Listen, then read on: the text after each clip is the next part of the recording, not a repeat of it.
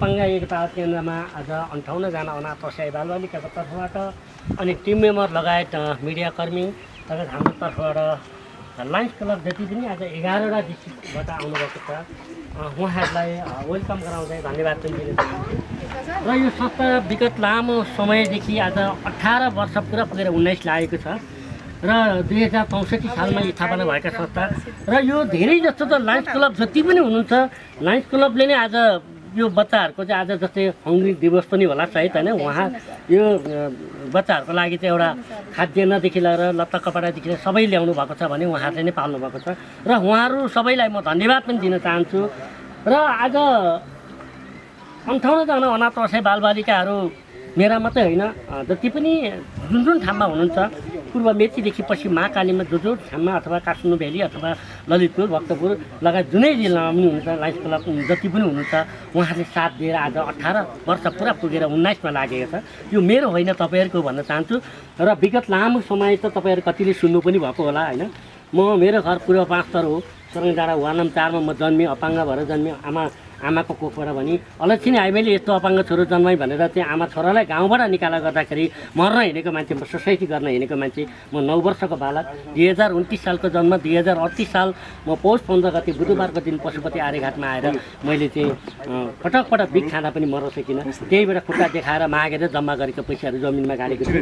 त्यही पैसाले आज सायद काठमाडौँमा यही गोकर्णेश्वरमा अथवा काठमाडौँ कुनै ठाउँमा पनि 5वटा घर बन्थ्यो होला। मर्दा हामीले नाङ्गे आएको नाङ्गे जान्छौँ। त्यस कारणले गर्दाखेरि कर्म दिने बाबु बनु नि त आमा बनु नि त। आज सडकमा भएका नानी बाबुहरू आज बाबुआमा नभएका बाबुआमा नभएका नानी बाबुको एउटा बाबु जिम्मा लिउँ न त कर्म दिने भनेर चाहिँ त्यसरी आज थाल्दा आज 10 जना जाहिर खाने पनि बनायौँ भने बाँकी नानी बाबुहरू अहिले छन् र लायन्स क्लबलाई आजको दिन म धेरै धन्यवाद पनि दिन चाहन्छु। र हाम्रो सूर्य मेम हुनुहुन्छ लगायत पटक लायन्स क्लबले कहिले एकछाक खाना खुवाउनुहुन्छ कहिले भोजन गराउनुहुन्छ कहिले जन्मदिनको अवसर पारेर आउनुहुन्छ कहिले नानी बाबुहरूले के चाहियो खाद्यान्नदेखि लिएर सबै ल्याइदिनुहुन्छ।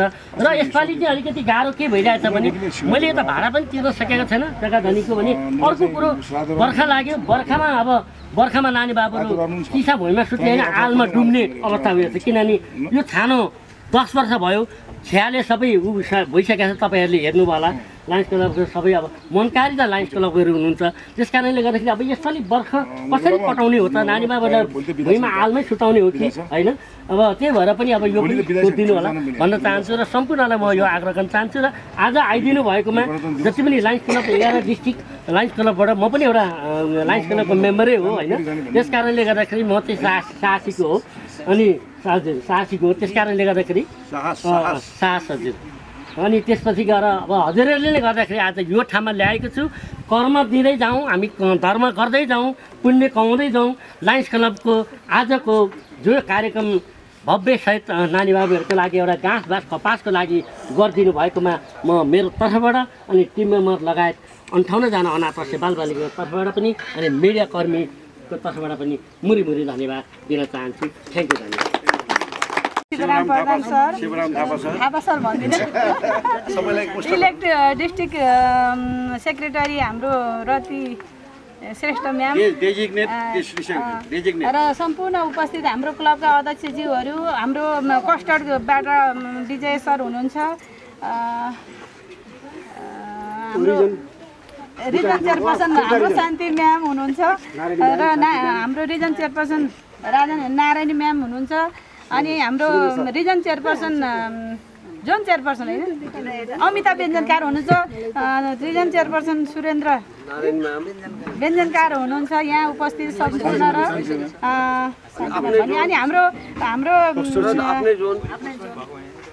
आफ्नै चाहिँ बिर्सेछ हाम्रो जोन चेयरपर्सन राजेन्द्र दङ्गाल हुनुहुन्छ र हाम्रो बिना म्याम हुनुहुन्छ र सबै सम्पूर्ण उपस्थित अयोध्या सर हाम्रो फर्स्ट बिपी क्लबको र सम्पूर्ण हाम्रो उपस्थित हाम्रो समाजसेवी गायत्री बस्नेत हाम्रो लायन्स क्लबको इलेक्ट प्रेसिडेन्ट अभिषेक श्रेष्ठज्यू हाम्रो जुनु केसी म्याम अनि हाम्रो खोइ सुमन सर कता हो हाम्रो डिस्ट्रिक्ट चेयरपर्सन सुमन सर होइन्छ यहाँ सबैजना हामी एडभाइजर हुनुहुन्छ यहाँ उपस्थित सम्पूर्णमा मैले अब प्रोटोकल नमिलाइकन पनि मैले नाम गरेँ हामी चाहिँ आज यो विश्व हङ्गर डे विश्वमा रहेका कुनै पनि बालबालिका कुनै पनि असहायहरूले भोको नरहुन् भनेर यो विश्व हङ्गर डे चाहिँ एउटा हामीले स्थापना विश्व हङ्गर डेलाई मान्छौँ।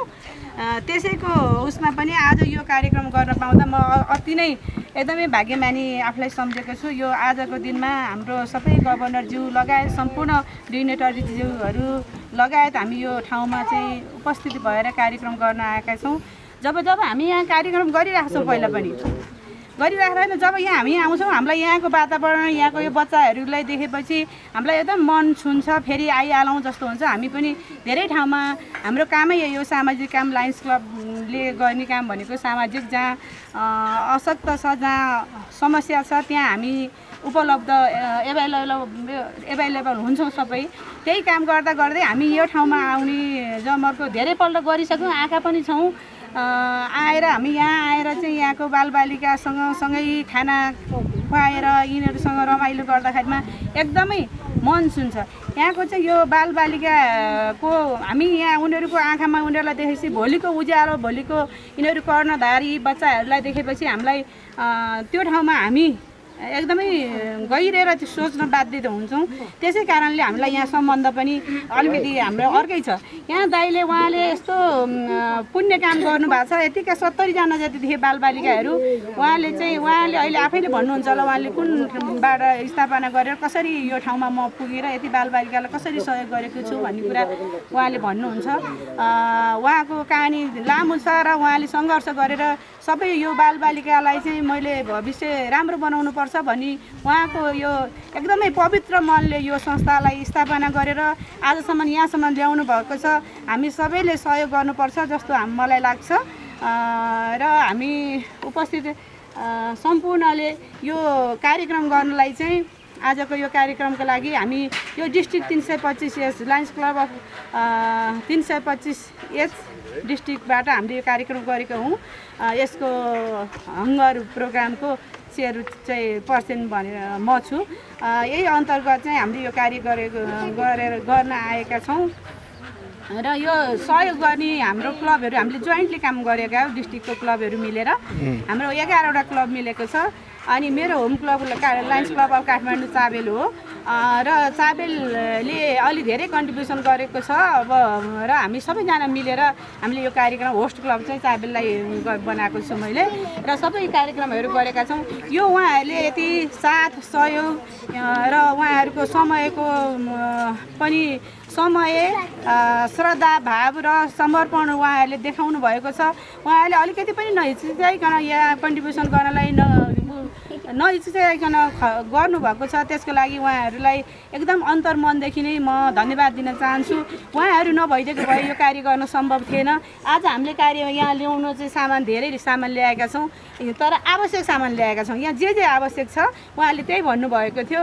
ग्यास आवश्यक छ, तरकारी आवश्यक छ, मसला आवश्यक छ, साबुन मञ्जन बुरुस, दाल, गेडागुडी, चामल, चिउरा, भुजिया, आलु, प्याज, यस्तै सबै चाहिने तेल, हर्पिक, यस्तो सम्पूर्ण हामीले चाहिँ सामान लिएर आएका छौँ। करिब हामीले 75,000 हाराहारीको सामान यहाँ लिएर आएका छौँ।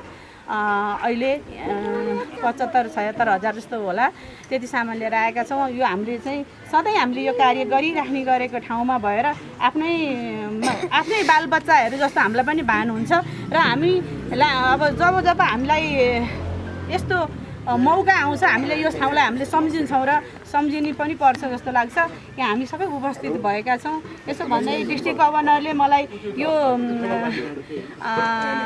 हङ्गर चेयरको जिम्मेवारी दिनुभएको थियो र मैले आज यो पुरा गरी जस्तो लाग्छ। यहाँ सबै उपस्थिति हुनुभएको सम्पूर्णलाई धन्यवाद दिँदै उहाँलाई पनि धेरै धेरै धन्यवाद दिँदै मलाई चाहिँ बोलेपछि गर्नुपर्छ, मर्ने परे पनि यही नियम मेरा लागि तिम्रा लागि पनि भावना मलाई त्यही लाग्छ।